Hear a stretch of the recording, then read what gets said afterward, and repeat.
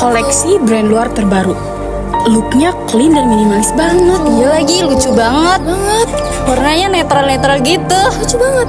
Iya, tapi emang style sekarang gini gak sih? Looknya simpel-simpel gitu. Iya Emang sih. ada yang zaman sekarang tuh looknya kok gitu, misal batik gitu. Rame banget lagi motif-motifnya itu. Tapi kalau aku sih nggak kepikiran ya buat pakai batik ke kampus, kecuali kalau ke acara formal atau pergi kerja gitu baru pakai. Tapi kalian sadar gak sih? Di luar negeri batik itu dihargai sebagai soft power kita, tahu? Maksudnya? Jadi, batik ini bukan sekedar pakaian. Batik ini bisa menjadi diplomasi budaya Indonesia kita. Contohnya seperti Obama, dulu dia pakai batik di KTT APEC. Bahkan UNESCO juga mengakui batik itu sebagai warisan budaya tak benda. Tapi kenapa ya di negara kita sendiri rasa bangga itu malah hilang? Ya mungkin karena jarang yang pakai atau ya udah kuno aja. Ya nggak sih guys? Yang ngomongin ini ada benernya. Kadang kita terlalu fokus sama tren luar negeri, tapi kita sendiri lupa kalau kita punya budaya nggak kalah keren. Batik itu kan nggak cuman soal motif atau kain, tapi ada sejarah, makna dan identitas sendiri dalamnya. Kalau bukan kita yang membanggakannya, siapa lagi? Jadi maksud kalian kita harus pakai baju batik gitu setiap hari? Bukan masalah seberapa sering kita pakainya, tapi kalau misalnya kita sendiri nggak nganggep batik itu keren, gimana kita mau memperkenalkan budaya kita ke dunia lain? Betul. Betul sih.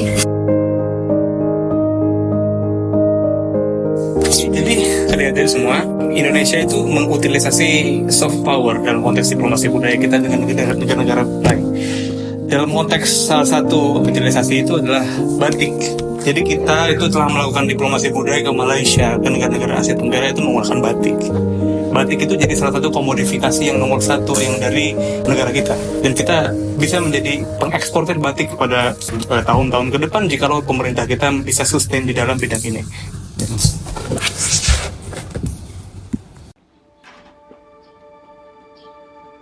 Bu, Ya, sempat jahit batik nggak capek? loh kenapa? Batik kan bukan sekedar pakaian ataupun kain, melainkan setiap benangnya memberikan cerita. Sama temen kamu aku tuh bilang kalau batik itu udah terlalu kuno, Bu. Kalau bukan buat acara formal, batiknya aneh pakai batik sehari-hari. Loh kok begitu? Batik itu kan seperti benang waktu, nak.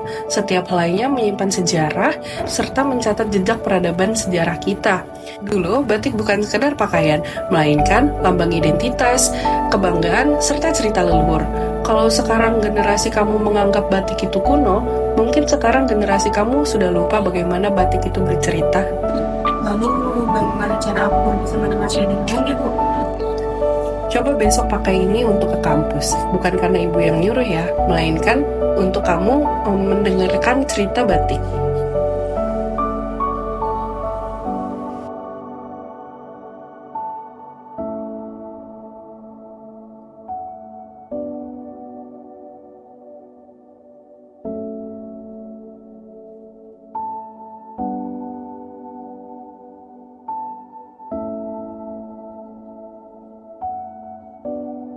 Hai. Halo. Hai. Min, tuh Ben pakai batik. Kenapa enggak? Tapi batiknya bagus sih, motifnya unik gitu. Iya sih, kalau dipaduin sama jeans dan sneaker, boleh juga. I know right, batik itu fleksibel. Gimana kita ngeliatnya aja. Bagus nih, kita nggak perlu buat gerakan besar untuk membanggakan sesuatu. Karena kita juga bisa mulai dari hal kecil kayak gini.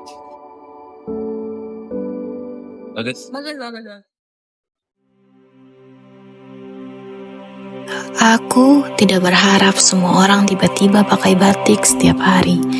Tetapi aku ingin kita mengingatnya bahwa batik bukan hanya motif di atas kain, tetapi cerita yang diwariskan. Dulu, batik bukan sekedar kain.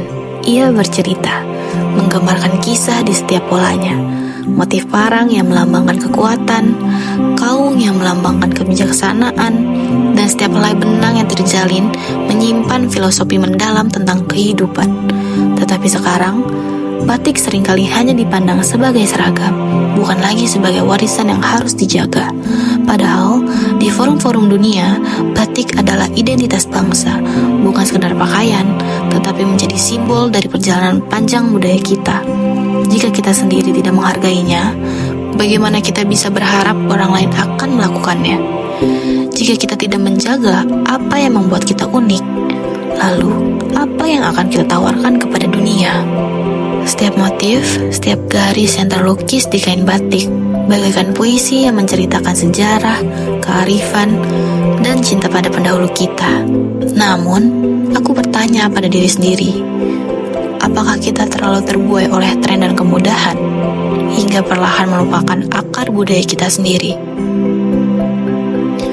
Jika kita tak lagi peduli, akankah benang waktu batik akhirnya terputus begitu saja? Aku tidak ingin itu terjadi. Aku ingin melihat batik bukan hanya sebagai kain, tetapi sebagai suatu kebanggaan. Bukan hanya sebagai warisan, tetapi sebagai identitas yang kita bawa dengan kepala tegak. Karena menjaga batik bukan sekedar melestarikan kainnya, tetapi juga dapat menghormati cerita, sejarah, dan jati diri yang telah diwariskan kepada kita.